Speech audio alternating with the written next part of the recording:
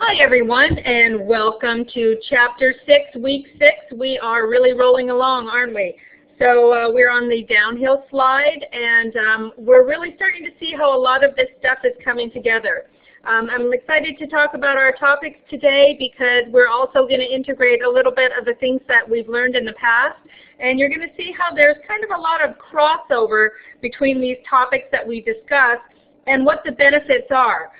So rather than just looking at one as individuals, we're going to start seeing how a lot of these things grouped together can really help us in our personal lives, can help us in our work lives, can help us in relationships, and so on and so on. The lecture that I'm going to give today is not really right out of the book. A lot of the material is really going to parallel what we're learning in the book. But I know you all know how to read, so what I'm trying to do is I'm trying to give you some really great supplemental material that focuses on the issues or the topics that we're learning each week. So today we're going to be talking about giftedness, creativity, and wisdom.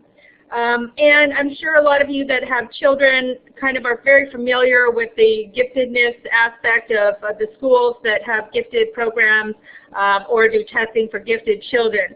And sometimes there's a lot of controversy about, is that a good thing or is it a bad thing? Are kids really truly gifted? To what level do you start nurturing giftedness? Is there a particular age where you see giftedness? And so we're going to kind of look at a little bit of that and maybe kind of undo some of the myths and just kind of explore some real good information here. Okay, so when we talk about giftedness, it's often described as a presence of extraordinary abilities in a given area that has received significant attention throughout history. However, the specific skills and abilities believed to compromise giftedness and methods used to identify and educate gifted individuals have varied significantly over time. For example, in ancient Sparta, individuals who were considered gifted if they had outstanding military and leadership skills. In Rome society, outstanding physical stamina and intelligence were believed to define giftedness. In the contemporary times, particularly since the introduction of standardized tests of intelligence in the early 1900s, giftedness had often been equated with having a high intelligence, or our IQ, is what we know today. In the famous study, Louis Truman, a Stanford psychologist who developed the Stanford-Binet intelligence test, examined the IQs of a group of California students identified as highly intelligent by their teachers. He followed these students, who were often called the termites, into adulthood and examined the degree to which the individuals with high IQs achieved success in life. He found that students tended to excel in their chosen careers and to have superior leadership abilities and to be well-adjusted socially. Based on these findings, Terman suggested that the importance of gifted education, which he described as the process of identifying gifted children early. So if we look back to around the 1900s, and if you look at this for what it's worth at face value, you would say, well, the kids needed to have a standardized test so that we could identify the ones that are gifted, and those children would receive supplemental education or whatever it was that was needed. However, we also have to remember the historical context. In that time, the Stanford-Binet intelligence test was normed against standard middle-class white males. So there was probably a large proportion of children that were maybe from lower social economic status or that were immigrants that weren't tested as far as for being gifted. And if you looked at even the fact of some of the life aspects back then, there could have been an individual who maybe came over to America that was highly gifted, but because of language barriers, these individuals were never identified. So when we look at giftedness, we have to realize that there's many other factors than just testing intelligence. And we're going to talk a little bit about those different factors too, because the idea is you can have a person with a very high IQ and intelligence, but does that mean that they're going to be highly productive in society? Does that mean that they are going to use that intelligence to connect to wisdom or to connect to creativity? So these are all factors that have to be looked at when we look at giftedness. The other thing is that since this research, and you can read this on, I believe it's on page 190 in your book, that talks about giftedness, and it talks about the IQ scores of being over 140, which is identified as giftedness or highly intelligent, that these individuals are very well socially adjusted, that they do well academically. But then as you go on to IQ scores over 150, it showed difficulties in developing good work habits at school and maintaining good peer relationships. So it also showed emotional distress due to reaching an early understanding of major moral existing problems before having the emotional maturity to cope with them. So one of the problems is that sometimes, you know, there's so many factors that play a role in giftedness and nurturing students. So really a lot of the focus on education now is having these different programs, and we're going to learn about differential learning patterns of where students are actually taught to their potential. So if they do have a high IQ and they do have creativity, then they have a certain potential that they can get to, and there might be an individual that maybe doesn't have as high an IQ but might be very creative in another aspect, and so we nurture that potential or that strength in that student. Okay, so let's go on and look at slide 2, and I think this is going to give us our first question here. Giftedness is an ability that is tested for early in life as giftedness. Giftedness, wisdom, and creativity is unique to childhood. So what do you think? Is that true or false? You know, we talked a little bit about last week about sometimes there's late bloomers in life, or that sometimes people are kind of on their own path and they don't really find what motivates them in life until down the road, or they didn't know they had a gift, or for some reason that it wasn't nurtured.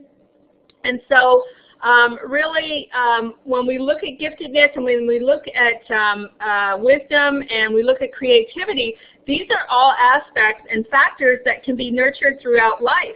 And sometimes, you know, even if a person has a high IQ, that they might find themselves kind of wandering aimlessly at particular points in their life because they're maybe exploring their creative side, or they might be trying to find themselves.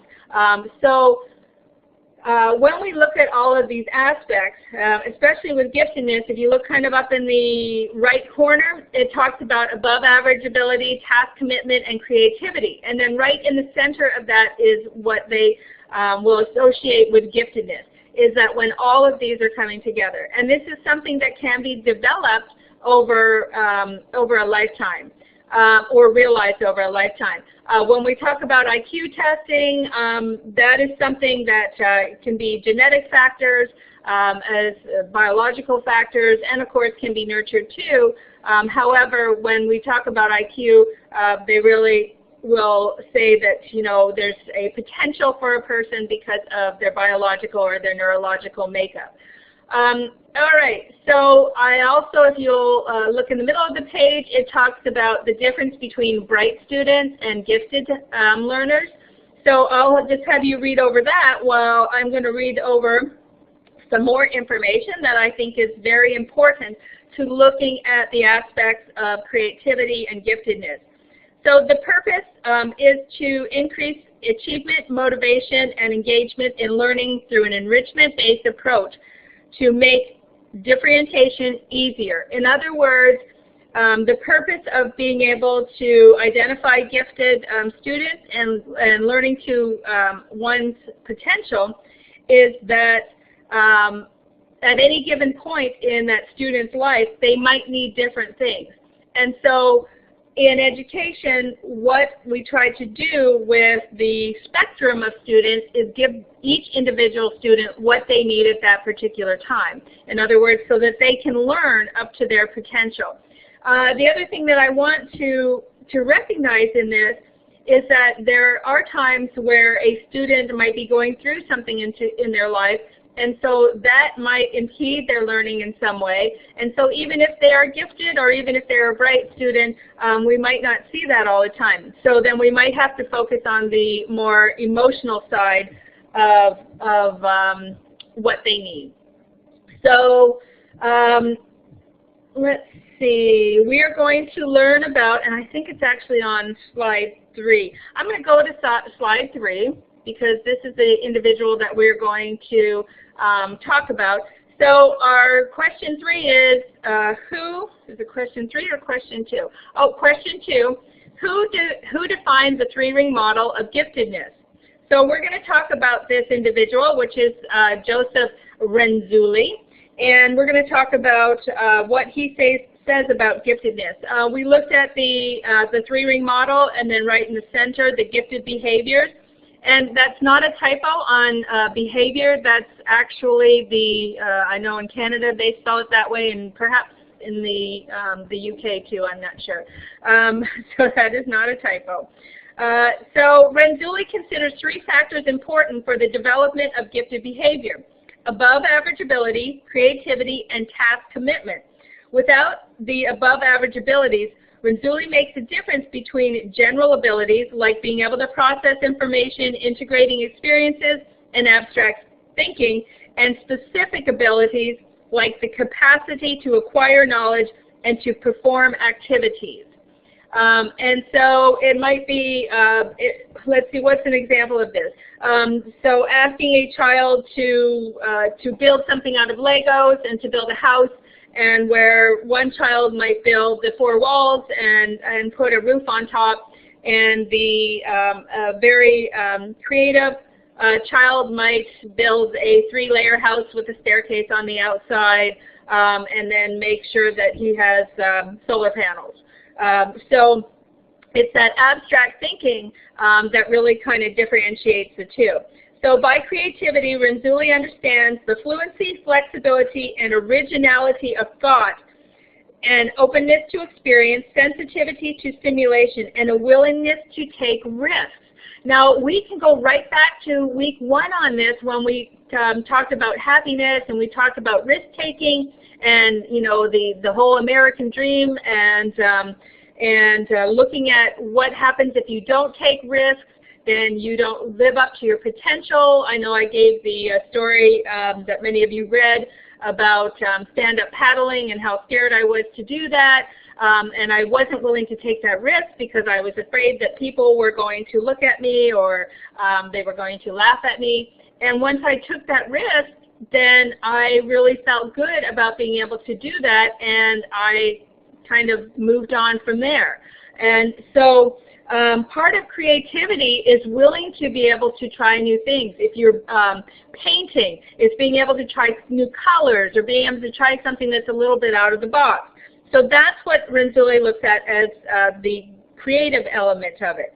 So under task commitment, he understands that motivation turned into action, like perseverance, endurance, hard work, but also self-confidence, perceptiveness, and a special fascination with a special subject. Renzulli argues that without task commitment, high achievement is simply not possible. So in some ways, what is Renzulli really talking about? Well, one of the parallels, and a lot of times, which we just talked about, this is flow, is almost going into that flow state with knowing that if there's something that you have that you like to do, that you're committed to that task. And we read some wonderful, wonderful stories last week about different things that people did and getting into that zone and it really captivating them. And so this really is all a part of when we look at giftedness and we look at different aspects of giftedness, because even if somebody is not labeled, which I hate labels, even if somebody is not labeled as gifted, that they might have certain talents in being very creative, and it could just be in one area, and so they might have a very high task commitment. And so this really kind of sounds like flow, doesn't it? And if you think about it, one of the things that is addressed is that if there isn't a task commitment, and then looking at a gifted behavior or just a behavior of being able to excel in one area, is what is that? What do we talk about when people have these incredible talents and they don't commit to doing the task? And a lot of times we say that's talent wasted. So if the characteristics from all three rings work together, can high achievement or gifted behaviors be witnessed? And notice he says high achievement. So, you know, a lot of times we get stuck on saying that the student is gifted, and we blanket that. But we know that there's a lot of students out there that have high achievement areas. It might be high achievement areas in just music, or it might be high achievement areas in art, or math, or so on and so on. So, you know, this is another area, and I think we've already talked about this, is not to box yourself in and not look at the expansive view of all of this. Nobody has ever said that, well, you know, you can't nurture a child to their potential unless you label them as gifted. You know, of course, if we see something in a child, then that's what we want to nurture, is we want to nurture them to their full potential. So, okay, so recently Renzulli has shifted his emphasis towards the background factors in his model, the personality and environmental factors influencing gifted behavior. So we're going to look at some of those factors here in a few slides, and we're going to look at the important consideration here is the idea that for a flower to grow, that it needs some sort of nourishment. In other words, you know, on the opposite side of this, to really give you the big picture, is that even if a child is truly gifted and maybe has a very high intelligence, is very creative and high task commitment, that if they don't have the resources available, or they don't have perhaps, how can I say it, the supportive motivation, then their potential might never be realized. So we're going to talk a little bit about, and I had kind of alluded to this a little earlier, there are some individuals who are not seen as, how can I say this, as gifted behaviors because they don't comprise all of these three rings. So does that mean that they don't have a particular gift or talent? Most certainly not. And some of the most intelligent people that we have on this earth are what is called savants or prodigies. And these individuals will have a very, very low IQ, but yet they will be so gifted or talented in one area that it just astounds you. So I know I put up the videos for you all to watch. The one on Kim Peek is just phenomenal, and there's a couple other ones. And if you do go to YouTube and just look up savants and prodigies, you know, the things that these people do, like I said, it's a lot of it as you go down the road. I would definitely say to take some sort of course that has to do with neurological science in the brain, because it's just very interesting to find out how these brains function and what is actually going on. Okay, so let's get to our next slide. And any questions? Okay, the definition of a savant. So let me look here so I can help you out a little bit. Let's see. So when we look at, and just like I talked about, when we look at a savant or the prodigies, is that they excel excessively in one area. So I'm going to talk a little bit about the prodigies versus savants and what the difference is. Whenever we come across a person with some extraordinary talent or skill, we tend to describe him or her with words like genius, prodigy, gifted, savant, and some other words. We tend to equate these words with each other without pausing for a moment to think that if indeed there is a difference between savant and prodigy. So in this article that I have found that I'm going to share with you on the differences is that there's two concepts to find and to highlight the differences. So first, the prodigy. Though a child is usually prefixed with prodigy, the concept can be applied to adults as well. A prodigy is a person with exceptional talent in a particular field. A prodigy does not necessarily translate into genius later in his life. And when this does happen, the person is described as precocious talent that did not deliver as an adult. So in a savant, the definition is a savant is a person who may give the impression of being exceptionally talented in one field, though he may not have the intelligence to put his perceived skill into effect or use. In fact, a savant may not even understand the implication of his extraordinary skill level in a particular field.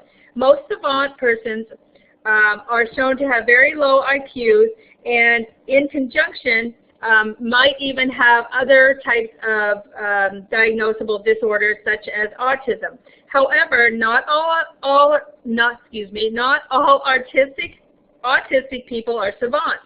A savant never qualifies to be a prodigy. It's hard to believe that with one's eyes when one comes across a savant. It's hard to believe that a person with a lower IQ score or who has been deemed as retarded has such, and I'm sorry, I really hate that word and I hate that it's even in this article, can have such an extraordinary talent or skill in a particular field. The most obvious difference between a savant and a prodigy is that despite perceived abilities, savants are, in reality, have a learning deficit, and a person of 50% of the cases are also autistic. On the other hand, prodigies never have any mental disability in conjunction with their extraordinary abilities. A savant is a person with one or the other developmental disorders and simultaneously has extraordinary skills, brilliance, or expertise that seems to defy mental limitations. There are some people who classify as prodigious savants, and this kind of people are extremely rare, with only about 100 cases reported so far in the last century. Such savant persons have extraordinary skills or ability without ostensible cognitive disabilities. The abilities of the prodigy savants are such high levels that these abilities are rare even in normal people. Okay, so that gives you a little bit of an idea of the difference between the two, of the savant and the prodigy. And I'm sure that the videos that I showed really gives you a great idea of just how incredible these people are. Okay, so now we are going to go on and we are going to look at creativity. And I'll let you read over here what Steve Jobs says about creativity. And then I'm going to talk a little bit about creativity and some of the experts in this area, in this field. So question 5, creativity is the process through which a person or group makes a product both novel and useful within the context of a specific environment. So do we think that that is true or false? Does that sound like it's a creative process? I think by reading what Steve Jobs has to say about creativity, that we can really understand that a creative person is somebody who is willing to just kind of have a vision and then to just move forward with either himself or the group to make something that other people might not see. So the question 5 is, of course, true. Okay, so let's go on to talk about creativity and the creativity process. In your books, I've chosen to highlight Mihaly Csikszentmihalyi. And so another thing is I know you guys have read his name several times in our book. So, and you were probably wondering about how to pronounce his name. I think it's very important to understand how to pronounce some of the names of the individuals that we highlight. So Mihai Csikszentmihalyi wrote that the creative process normally takes 5 steps. So the first step is the preparation, becoming immersed in the problematic issue that is interesting and arouses curiosity. The second stage is the incubation stage, which ideas churn around below the threshold of consciousness. So it's just kind of evolving through many ways in a person. The third is the insight, the aha moment, which I know a lot of us have had aha moments right here in this very class, when the puzzle starts to fall together. And like I said, even in this class, learning some of these concepts, you know, I put a article out there by Carol Dweck and talking about praise, and a lot of you really kind of had some comments on that and looking at that. Is it good or bad, or why is too much praise not good? So we go through these aha moments where we see, aha, I get how this is starting to connect together. The fourth stage is evaluation, deciding if the insight is valuable and worth pursuing. So, you know, again, being able to take that risk. What did we talk about is taking that risk. We don't know. Sometimes it's a leap of faith. But we do know that if we take that leap of faith and it does work out, that there is something grand on the other side. And if we don't take that leap of faith, then we will never, ever know. And, you know, as what I think it was Edison that said that he didn't do things wrong. He found 99 ways on how not to do it. I'll have to look that one up for you. I'll have to put that on the website. And then the last one, evaluation, deciding if it's worth pursuing. And then the last one is elaboration, translating the insight into a final work. So now I'm going to kind of go on and I'm going to talk about some of the work that has been done, and I'm going to talk about a particular situation, and this will really kind of give you a little bit more insight. So the last step is elaboration. And Edison, another theorist, noted that creativity consists of 1% inspiration and 99% perspiration. So that is often, it is much harder of turning a great idea into an actual product or service that people want. And as Steve Jobs said, a lot of time people don't know what they want until you show it to them. So let's elaborate on that a little bit more on the creative process. So Freeman Dyson wrote 2 papers that were published in Physical Review that brought together Richard Feynman and Julian Schwinger's theories of quantum mechanics, which in Dyson's papers that Feynman and Schwinger's ideas became understandable and thus led to the 2 being awarded the Nobel Prize in Physics. This is no doubt in most minds that the 2 would never have been awarded the prize if it had not been for Dyson being able to explain their ideas by writing 2 papers that were published in the journal. So here's kind of the whole concept of this. Dyson's story is interesting as it fits with these 5 steps of creativity.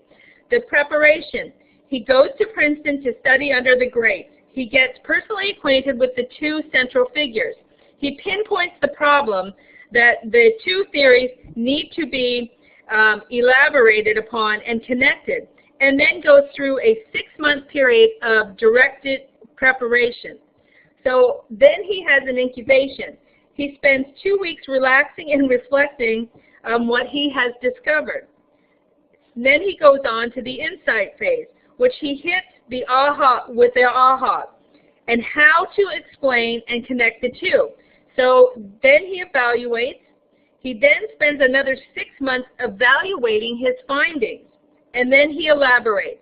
He elaborates on his work by writing 2 papers that are accepted by the editors of the Physical Review. So here he has taken 2 great minds who obviously are intelligent, but that the public can't relate to. And they can't understand exactly what these 2 individuals are trying to bring to them. And then you have this other individual who looks at these 2 things. He sees a problem there, and he works it so that he can combine the two theories and the work of the two and bring it to the people in a way that is reasonable and palatable to them and acceptable. And of course, these two win the Nobel Prize. So when we look at creativity, it's an entire process. If you look at the what Dyson went through, he obviously he worked on this problem for over a year. So so when we look at the creative process, it's not just something that might just happen in a day or two. The creative process is really quite a journey. Okay, let's look at slide number 6, and we're still talking about creativity, and we have question number 6. Creativity can be facilitated by cultures, domains, societies, fields, family, and personal characteristics. So let's see. Let me see. So is that true or false? Are all of these supportive factors? Well, of course they are. And we're going to kind of go into a little bit about how those are supportive factors. And so we know that through different cultures that creativity can be nurtured through the arts or through learning or through just however people maybe make craft in a particular culture. Or how they educate their young, or how they work together in the community. And so let's look here. The first one kind of talks about culture, and I've got some pictures of some Kachina dolls that are very popular from the Hopi Indians in Arizona. And so they're very creative and very meaningful. And then we have soapstone carvings from the Native Alaskans. And so the creative process is looking around them to see what they have available to their resources to use to create something wonderful in maybe an artistic value, maybe in an education value. And then we go to the next one, and it might be looking at domains such as even filmmaking here, where we have an individual that maybe goes to, wants to show a film to people and realizes they have to go to a film school, and so within that domain they learn all about cinematography, they learn about lighting, they learn about you know, how to put together frames, and so it all starts to come together in a creative process in a particular domain. It can be in a personally, and right here you see a sewing machine, and if you think that's a sewing machine, it is not. It is a cake, and I don't know if you all have watched those cake decorating shows or not, and how elaborate they can be, but this is another skill perhaps of a person, and I would imagine that this would take hours upon hours upon hours, and that they would go into flow to make this beautiful creation. And so this can be facilitated just by a person desiring to learn something. And then we also have family, and I know that you all are familiar with the Jackson 5 and how that was nurtured and music was nurtured and how many talented individuals came out of that family. So let's look a little bit about creativity. Creativity has 3 reasons why people are motivated to be creative. 1, the need for novel, varied, and complex stimulation. 2, the need to communicate an idea and values. And 3, the need to solve problems. In order to be creative, you need to be able to view things in new ways from a different perspective. Among other things, you need to be able to generate new possibilities and new alternatives. Tests of creative measures not only the number of alternatives that people can generate, but the uniqueness of the alternatives. The ability to generate the alternatives or to see things uniquely does not occur by change. It is linked to other more fundamental qualities of thinking, such as flexibility, tolerance of ambiguity, and unpredictability, and the enjoyment of things heretofore unknown. So in other words, like I had talked about before, that leap of faith. So from creativity, and this is from Beyond the Myths of Genius by Robert Weisberg. Creativity refers to the novel product of value, as in the airplane was a created invention. Creative also refers to the person who produces the work, as in Picasso was creative. Creativity then refers to both the capacity to produce such work, as in how can we foster our employees' creativity, and in the activity of generating such products, as in creativity requires hard work. So all who study creativity agree that for something to be creative, it is not enough to be novel. It must have value or appropriate to the cognitive demands of the situation.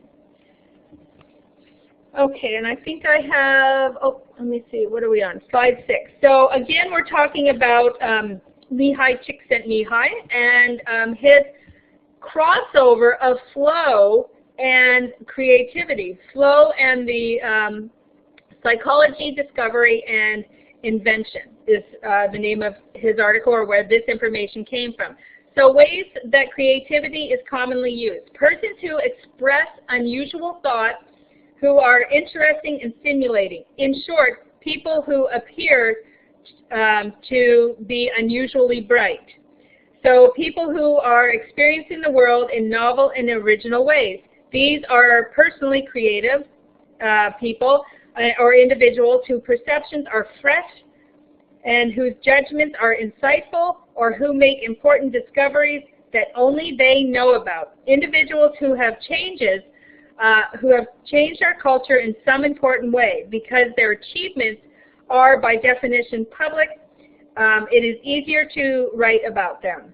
So it can be Einstein, Edison, the Picasso. So those are just a few examples of creative people, and I'm sure that you know many more. So the system model of creativity is the creative domain, which is nested in culture, the symbolic knowledge shred by a particular society or by humanity as a whole. The field, which includes all of the gatekeepers to the domains, which are the art critics, the teachers, the curators, and the museums, so just focusing on art. So looking at the fields, who are the ones that make the decision of the creative process, or is something truly creative. And the individual person who is using the symbol of the given domain, such as music, engineering, business, mathematics, etc. This is a new idea or seen as a new pattern. And when this novelty is selected by the appropriate field for inclusion into a relevant domain. So, you know, a lot of times when you look at the creativity process, you really don't have to look any further than a lot of these reality shows, The Voice. You have your gatekeepers there, you have the individuals who are using their voices, and then you have the, like I said, the gatekeepers who are the judges that make the judgment as far as who is creative. And while we know that most of the participants are creative, that still they are the ones who decide, that say, yes, you're going to go on in the show, or no, I'm sorry, you need to go home. So that's really kind of a little bit about the creative process. And then creativity is any act or idea or product that changes an existing domain, or that transforms an existing domain into a new one. What counts is whether the novelty he or she produces is accepted for inclusion into the domain. So I guess you could kind of look at that as the tryouts of, say, The Voice or American Idol. And a lot of times we've seen, you know, where somebody comes and tries out and their voice doesn't quite make it and they're sent home. And so really the gatekeepers play a big role in that. We know that there's many pictures out there, and there's many fantastic artists. Not all of them are going to make it into the museum. And so, you know, there's even different levels that we look at as far as judging creativity, or what is known as creativity.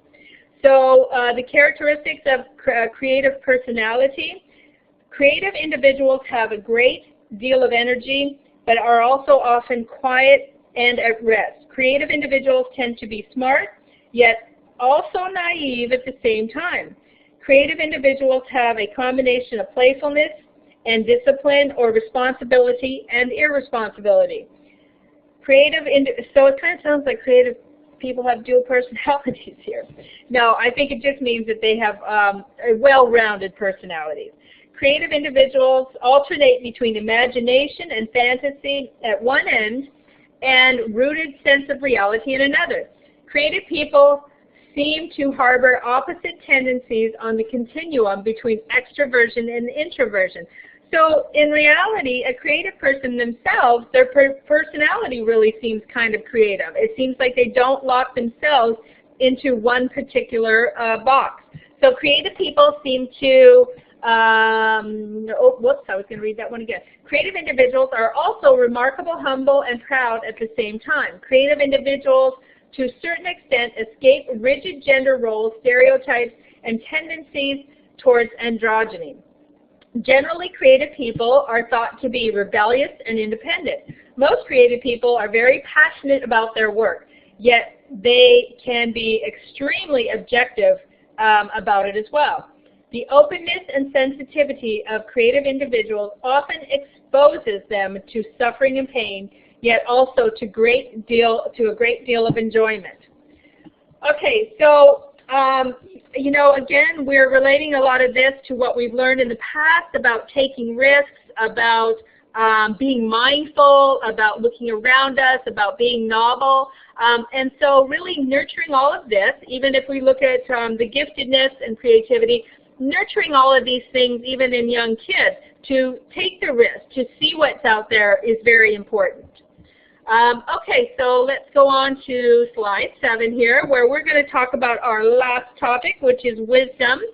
And this is a little definition of wisdom.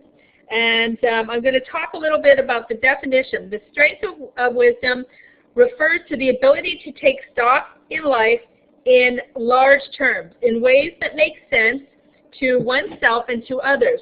Wisdom is a product of knowledge and experience, but is more than the accumulation of information. And that is the key right there. It is more than the accumulation of information.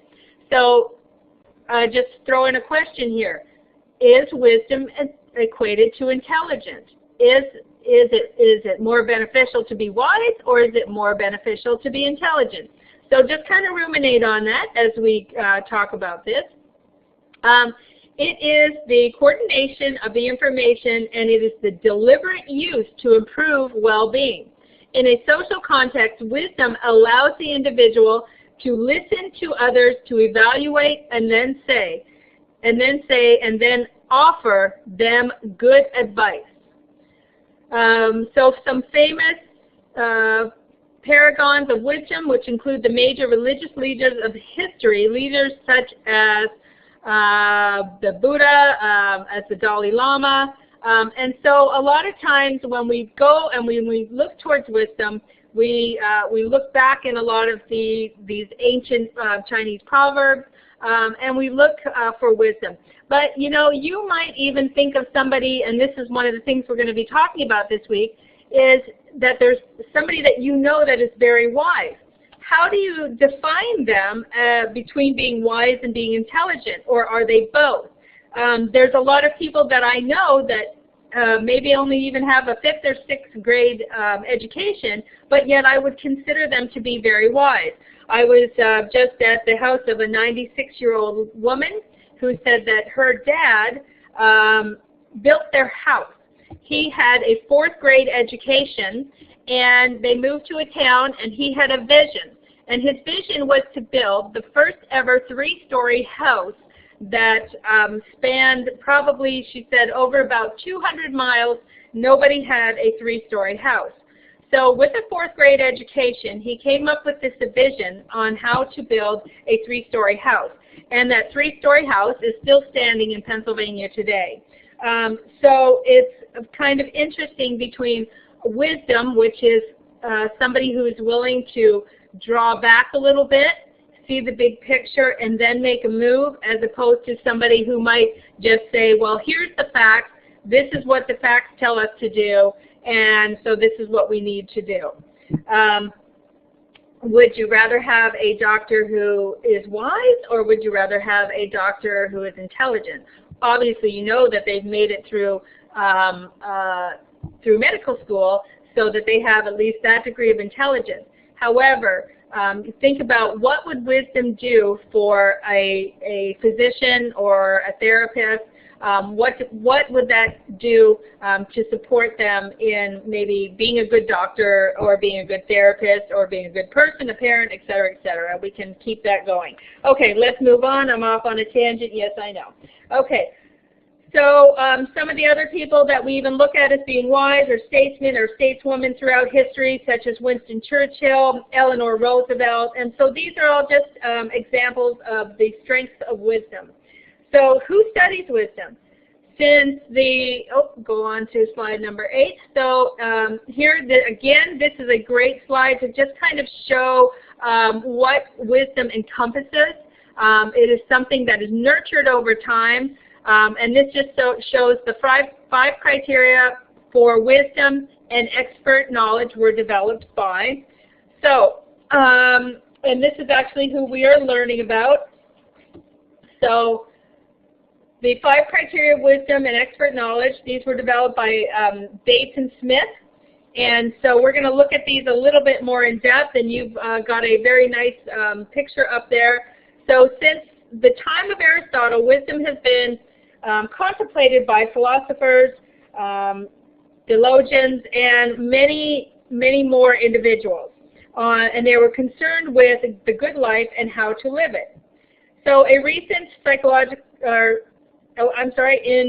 psychological history, 2 major research groups that stand out as major contributors to the science study of wisdom are Paul Baltes and his colleagues, and Max Planck, and the Max Planck Institute for the Human Development in Berlin, and Robert Sternberg at the College of Yale University. And there is much overlap between the ways that the 2 groups conceptualize wisdom in their research findings, and they're often complementary. So, yet it's interesting to note that the unique theoretical slant that drives the research of each group. So Baltes and his colleagues define wisdom as expertise in the conduct of meaning and life. According to their theory, a wise person is someone who knows what is most important in life and how to get it. So let's go back to our other chapters that we've already talked about. So what's important in life and how to get it. So what have we defined as what is the most important thing in life? And going through a lot of our exercises, you all have really pointed to the idea of nurturing positive relationships. So he or she knows what constitutes the meaning of life and how to plan and manage such a life. So Sternberg's most recent definition of wisdom stems from his balance theory of wisdom.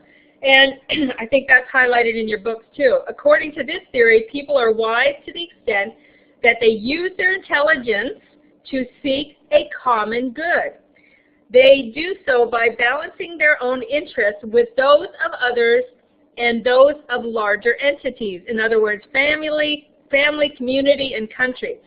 And this is all stuff that we've gone over. So wise people can adapt to new environments. They can change their environments. And how did we talk about doing that?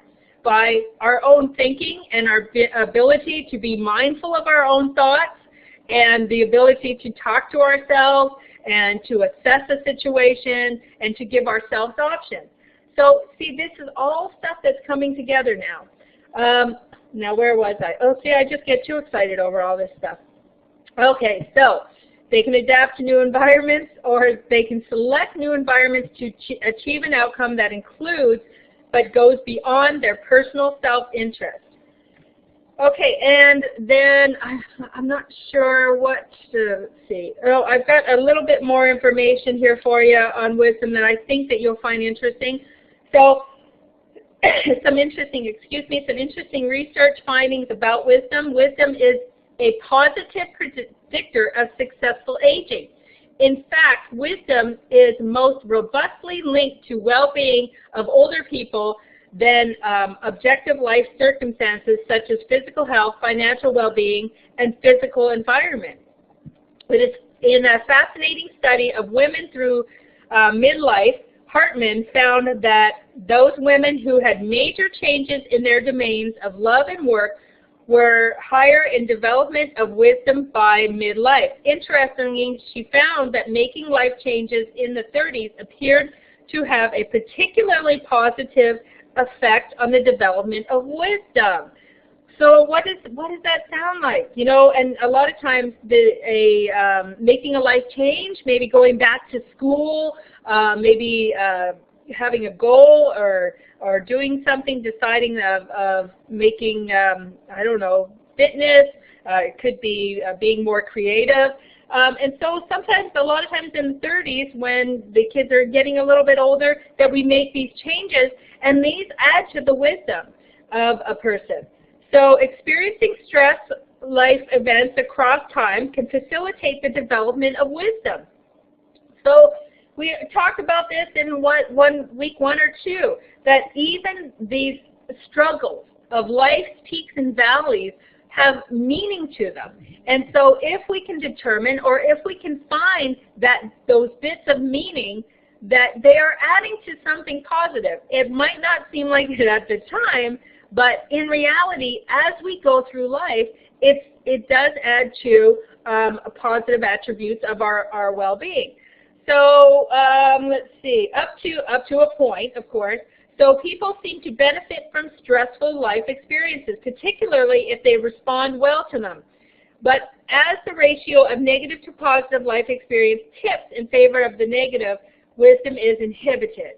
And so we can see that perhaps in a lot of environmentally stressful times, or where somebody gets into that rut and does not have a venue to get out of that rut. And that's what we've been really talking about over the past weeks, is how can a person themselves kind of pull themselves out of that rut to get them to a place where they want to be. Wisdom is distinct from intelligence as measured by IQ tests. Indeed, Sternberg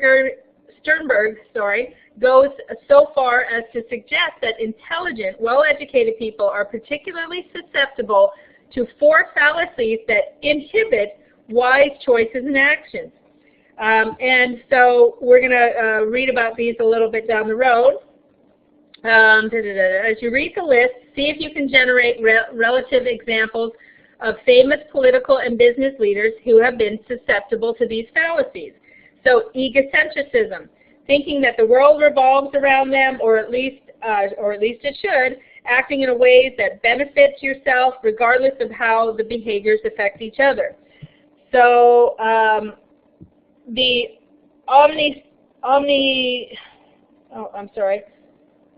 I can't pronounce this very good. Omniscience fallacy, believing that you know all there is to know and therefore do not have to listen to the advice of counsel.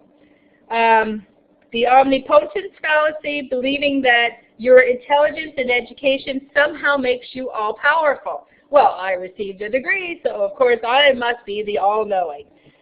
So the invulnerability, believing that you can do whatever you want to do and that others will never be able to hurt you or to expose you.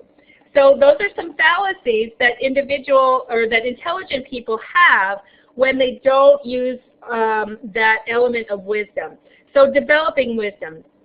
In addition to watching out for the 4 fallacies listed above, consider the following wisdom-building activities that will help you to build your own wisdom. And these were developed by Jonathan Haidt. And so 1, read the works of great thinkers and religious leaders, Gandhi, Buddha, Mother Teresa, Nelson Mandela. Read classical works and literature and contemplate on them. So, and look at what they have offered as far as wisdom in life and what they're trying to say, their messages. Think of the wisest person you know and try to live each day as that person would live.